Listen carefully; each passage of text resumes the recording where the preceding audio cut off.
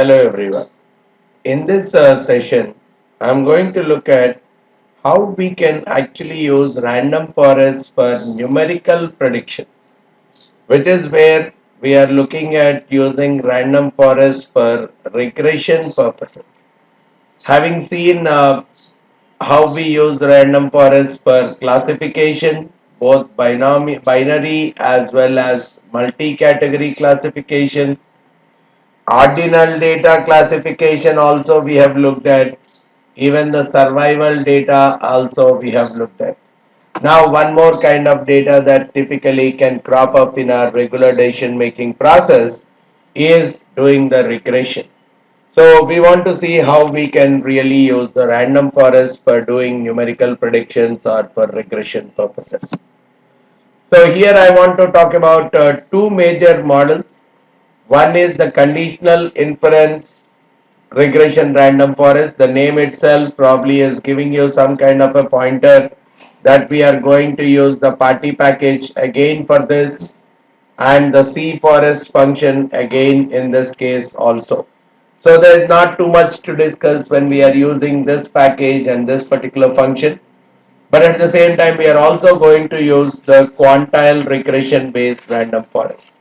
So initially, we will look at the initial one, which is the conditional inference regression random forest, which should be more or less self-evident and self-explanatory for you, because we have been talking about the C forest package for quite some time in the previous algorithms as well. So getting into it, we are using the party package C forest function. So let me simply load those package and the functions, and the data that we are going to use here, we require the response variable to be a continuous variable or typically a numerical variable. That's the reason I'm taking the data that is specific to insurance charges. So if you quickly recollect, we have used that data set earlier as well when we were doing the regression for decision trees, for neural networks, etc. It contained 1338 rows and 7 columns of data. Quickly looking at the summary of that, giving me that this is what is my response variable charges. I want to see if I can predict the charges associated with the insurance based on age, sex, the BMI, number of children of the persons, then the smoker status, whether the person is a smoker or a non-smoker, and the region to which he or she belongs to. Based on that, I want to really assess what should be the charges for the insurance, for the typical insurance policy. So that's the data set that we are going to work with. This will be my response variable. All these 6 are going to be the explanatory variables or the attributes for this model. And I'm loading the party package, and I think we can use the, and probably we can also load the caret as well if we have to really visualize, because we are using the C forest function. I can very well use the C forest stats, whereas the C forest stats, if we are talking about classification, there's a difference in the C forest stats. When we are doing the classification data, the C forest stat is going to give me the accuracy based on the misclassification or confusion matrix, and it's also going to give me the kappa statistic.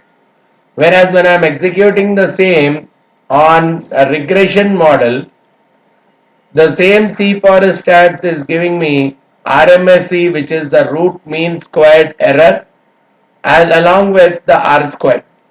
So that way I can very well assess the model quite comfortably. So that's the reason I would also be willing to load the caret package as well, so that I can also look at the R squared of the model along with the root mean squared error. So I have loaded these two packages, right? We have done the preliminary inspection of the data. Now I have to split the data into a training set and a testing set. So now that I have seen that there are 1338 rows, let me just look at the 70% of it, which is 937. So 937 are a part of my training data, the remaining 401 are a part of my testing data. So I will set a random seed value to 1000. I'll create a variable called train, which would sample from 1 to 1338 randomly some 937 values, setting the replace value as false, means no duplication. So from this I am pulling out my training data, which is a subset of insurance containing those rows which are there as a part of the train and all the columns. Test data would be that specific data which is again a subset of insurance, which contains those rows which are not a part of the train and all the columns. So I have split my data into a training data and a testing data. Now I think by now we are comfortable in terms of using the cforest function. So let's do the fitment of the model using the cforest function. But before that, so that I can copy the stuff, I will take the help of the cforest function so that I can copy all the terms without any spelling mistakes. So this is my cforest function.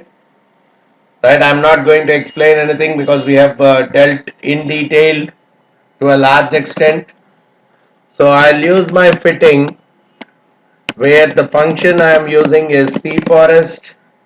The formula for me here is the response variable is the charges tilde, and the explanatory variables are all the remaining. So that's where I've used the dot notation. And the data for me is coming from the train data. I'm using only the training data for this purpose. All these things I will not use here. Controls probably I would like to use, right?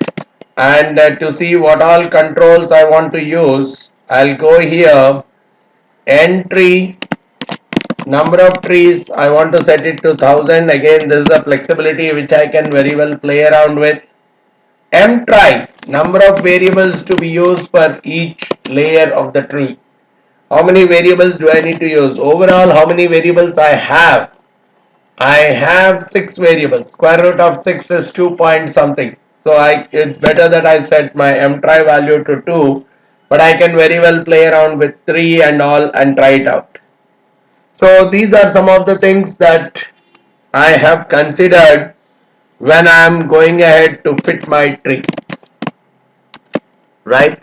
So let's go ahead and fit the tree with these information, changing the value of the entry as well as mtry. So based on that, our model is getting fitted. Yes, the model is fitted. Let's see what is there as a part of the model. Here it is simply saying that we have 937 observations. This is the response variable and these are the input variables. I can use the cforest stats to really assess the goodness of the model. I'll use the cforest stats of fit, which is giving me here that yes, the root mean squared error is around 5468 and the R squared of the model is 82.96, indicating almost 83% is the level of accuracy associated with the model. So 17% is associated with the randomness of the model. So we have got the fitted model, the root mean squared error of the model, the R squared of the model, all of them are coming from the caret package. Now I can use the variable importance. So I can very well use the function called varimp to understand which out of these variables are contributing in what manner. Right? I can simply use varimp of fit So I could have done the sorting and all that stuff so that I'll get the first one, the highly important one in the first location, and the next important ones in the next, and so on. The least important will come to the last. So that's where I'm doing a reverse sort of whatever are the importances that we are getting. So this is here the importance can be computed based on three different mechanisms. So here it is saying that the smoker stat is contributing the highest to the model, right? Depending on whether the person is a smoker or a non-smoker, the insurance charges are varying very heavily. Then comes the BMI. BMI is also a very critical factor in determining the insurance charges. But after that, things are going down. Age, number of children, the region, and probably the gender is not playing much of an important role. Look at the kind of weights that are associated with the smoker versus the gender or the region. They are very, very small, which means the importance that is associated with the smoker is very, very high compared to that of region or a gender. Now the same thing we can assess through three different mechanisms. What we have done is unconditional mean decrease in the accuracy using the Happel-Meyer approach is what we have looked at. We can also look at unconditional mean decrease in the accuracy using Bremen, which we have tried even in case of the ordinal data fitment.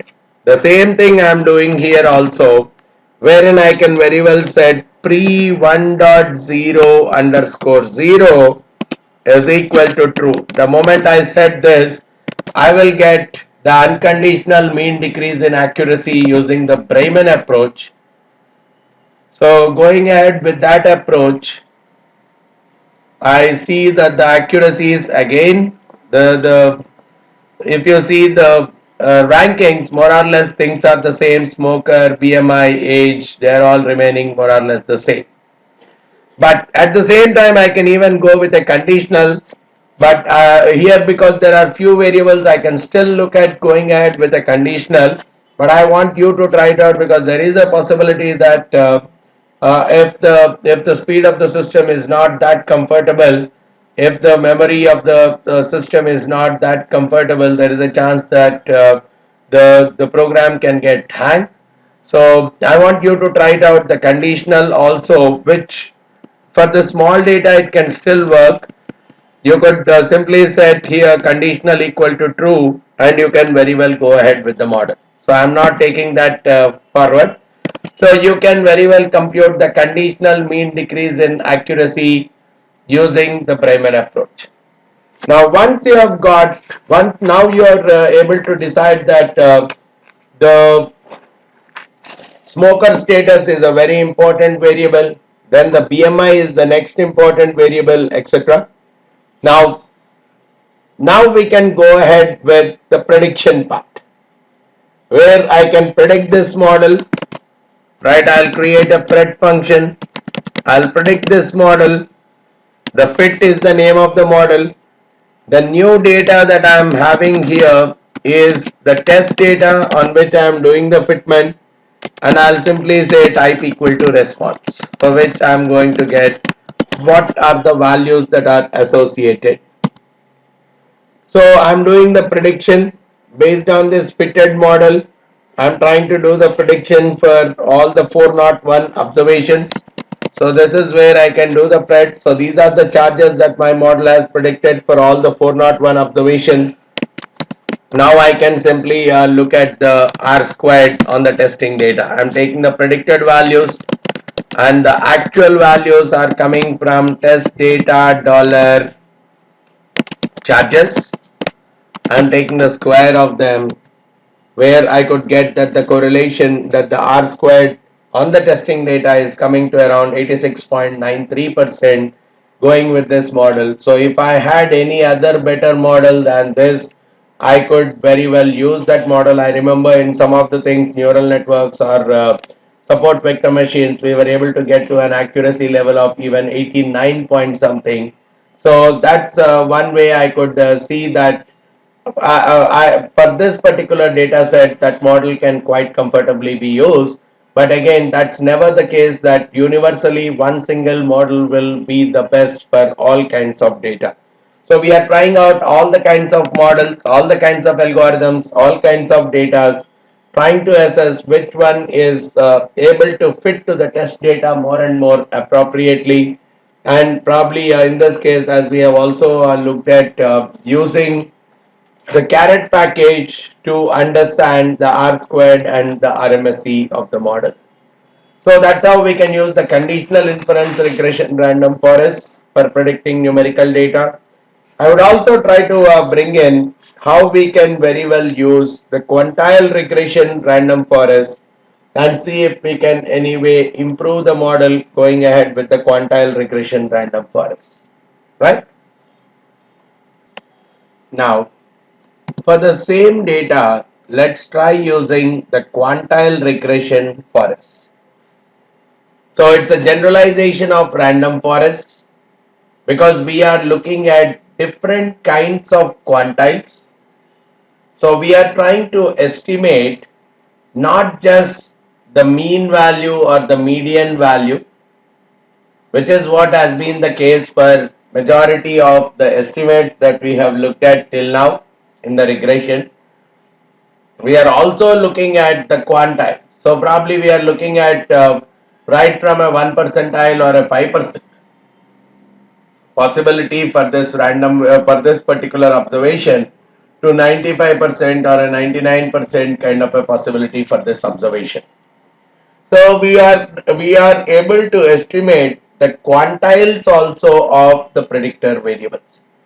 So this is where probably the quantile regression random forests are coming in much more handy, and that entire thing we are able to execute using a package called Quant Reg Forest, Quantile Regression Forest.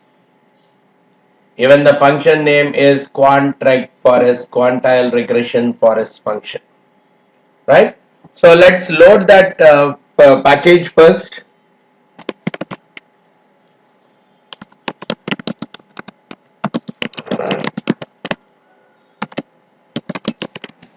Quant Reg Forest.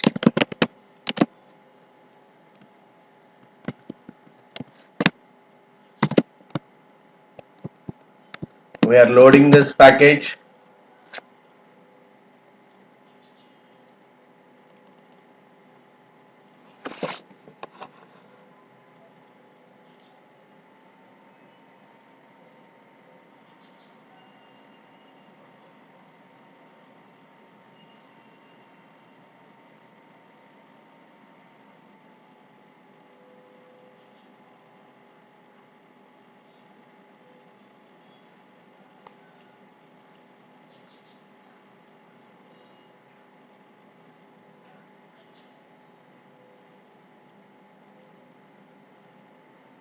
Okay, the package is loaded, installed.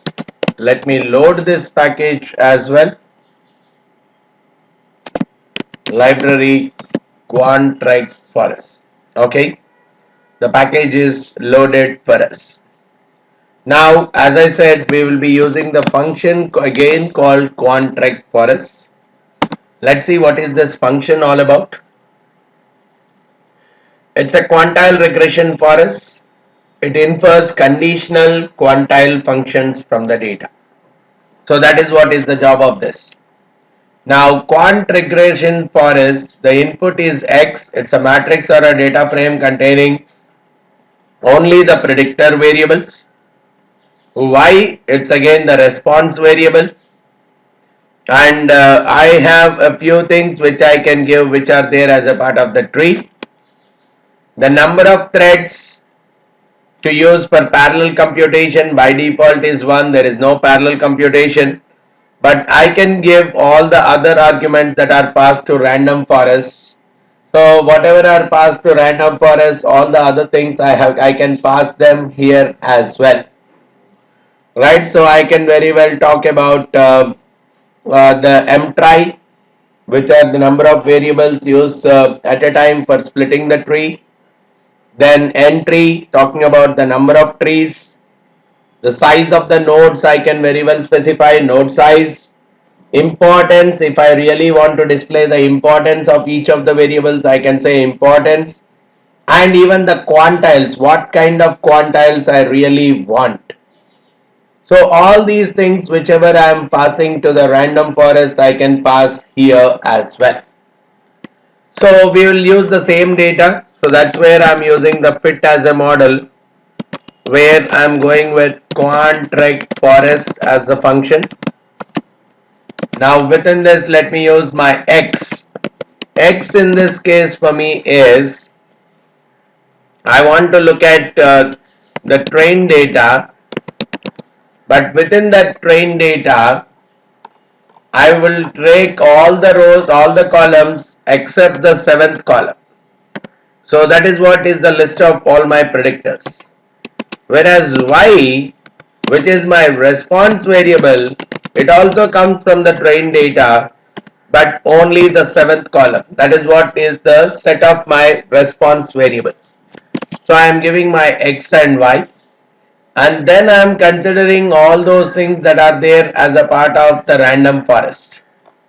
Right, so I need to see if I can from here access going to the random forest. No, I am not. So what I can very well do is I will set entry, I'll set it to some 1000, m try.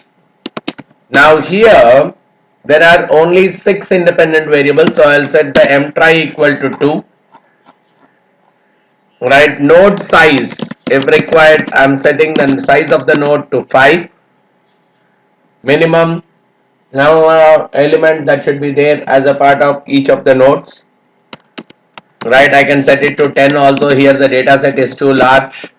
The importance of each of the variables I can set it to true, but more importantly, because this is a quantile regression, I am setting the quantile values for what all quantiles I require this regression model to be fitted. So I am looking at 5 percentile, which is 0.05, 25 percentile 0.25, 50 percentile the median value, 75 percentile the third quartile, and probably the 95 percentile going with 0.95. Based on this, I want to go ahead with the fitting of my model, the quantile regression forest. So this model is getting created. Yes, this is the model. We got a quantile regression forest model being created, and if I look at it, the few things that it is giving me, the number of trees are 1000 and number of variables that we are trying at each fit is this much. Now I'm more interested in assessing which variables are very important here. From this quantile regression forest, I want to understand which variables are very important out of all the 6. So this is where I am using a function called var_imp_plot, which we have used even in the regular case. But here, because it's a quantile regression forest, I am using .qrf.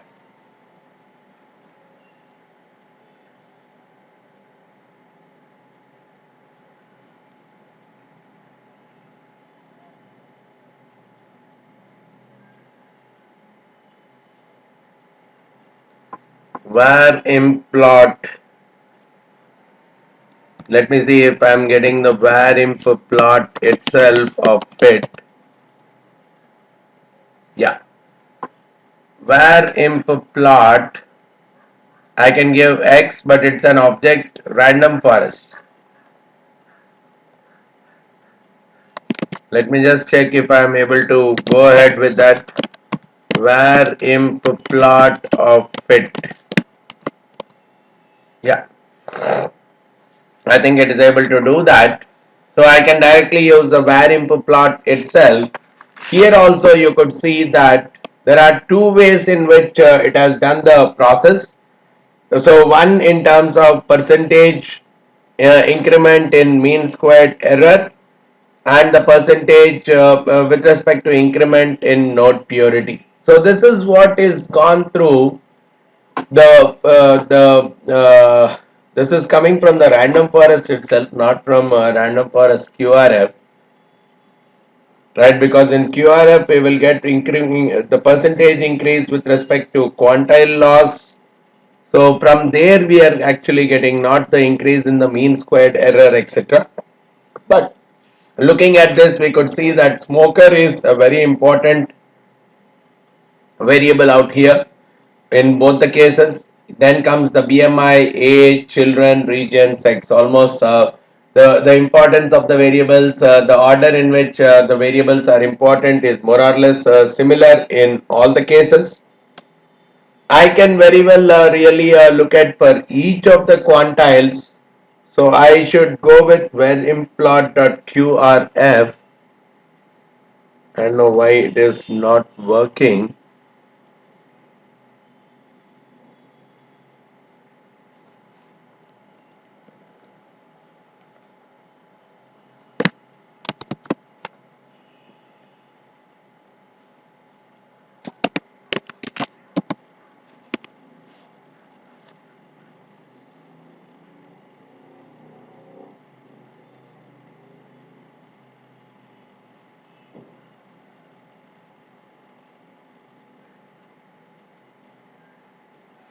So let me just check it out in Google whether some other package needs to be installed for that.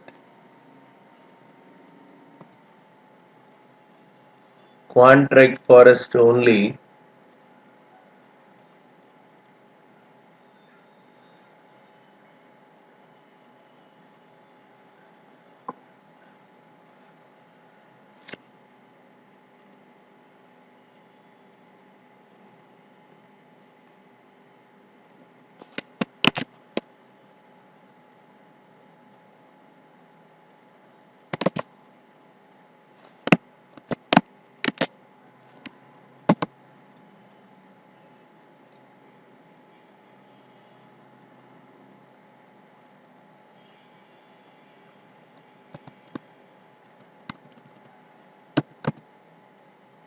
Let me just check where implot.qrf of it. No, it's not able to find it.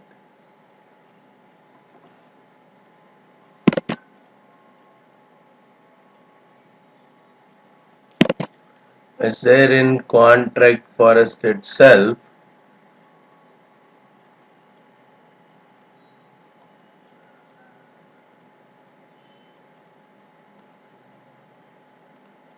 Let me just open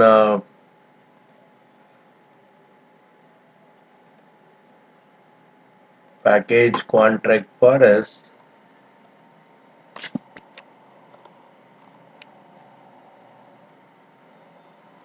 Where implot.qrf.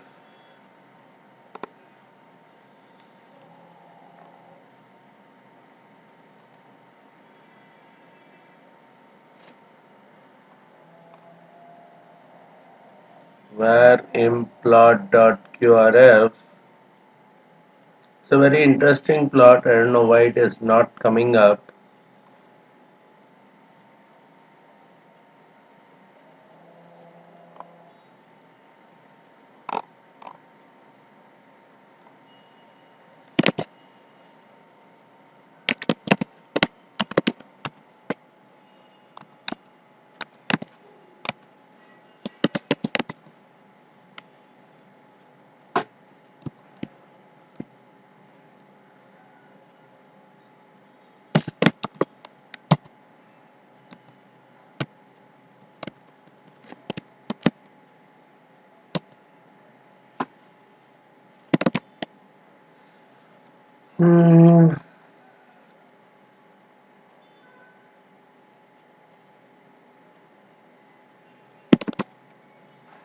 I don't know why this is not coming. Probably we'll check this out, right? But otherwise, it's there in the documentation and everything, which is going to give me the quantile regression forest. Not sure why this is not working out here. All right. So probably you can try this out. Then I can go ahead with the plotting of my fitted model to see to what extent, as the number of trees is growing, what is the way in which the error rate is typically falling. So I could see that after a certain point, the error rate has come down quite drastically. It has stabled down probably after 100 trees or something. So that is what is being given as a part of this particular model. Now once I have this particular model with me, I can go ahead use this model for all kinds of prediction purposes. Once I know that these are the variables that are essential, I can very well go ahead in terms of the prediction process. So I'll use the predict function on the pit, and the new data for me is the test data, obviously without the seventh column, which is the charges related variable, and I will say all equal to true. By setting all equal to true, I'm trying to do the computation for all the values, all the combinations in one single shot. For all the combinations that I have selected, I'm doing the computation process. If you look at the pred now, it has done the computation for all the combinations for us. Right? It is giving quantile, the first 10 percentile, 50 percentile, and 90 percentile. It is giving us all the values that are associated with all these three quantiles. 50 percentile is our median value. So based on this, I can very well compute what is the R squared of this model, wherein I am taking the correlation between the pred, the second column of the pred, which is what is my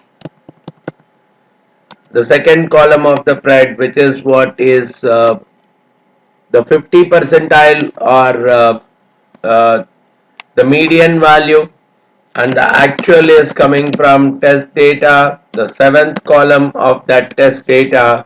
I'm taking the square of that to understand the R squared of the model. So this model has given me almost 89% R squared, which is a very high in terms of the predictability of the model. So probably looking at various other options that are available at my disposal, I can very well prefer using the quantile regression random forests also for the prediction purpose. So this is how you could see we have n different models for each activity. So for numerical prediction, I had n different models, right from Bayesian trees, regression trees, to random forests, to neural networks, support vector machines. You could think of so many such kind of mechanisms that are available for predicting the numerical variables. So the process remains the same. We are trying out all the processes on the data sets by creating a training data, then execute the same on the testing data to see what is the accuracy of the model, and whichever is the one that is resulting in a very high amount of accuracy would be the preferred model for the future prediction purposes. So this is how we have used the quantile regression random forest. So that is what I wanted to cover as a part of the usage of random forest for regression purpose or numerical prediction purpose. If you have any further queries, you can very well get in touch with me by giving me a call on the number that I have given below, or you can send in an email at vamsidhar@pacegurus.com. Thanks a lot for listening to this session. Thank you very much.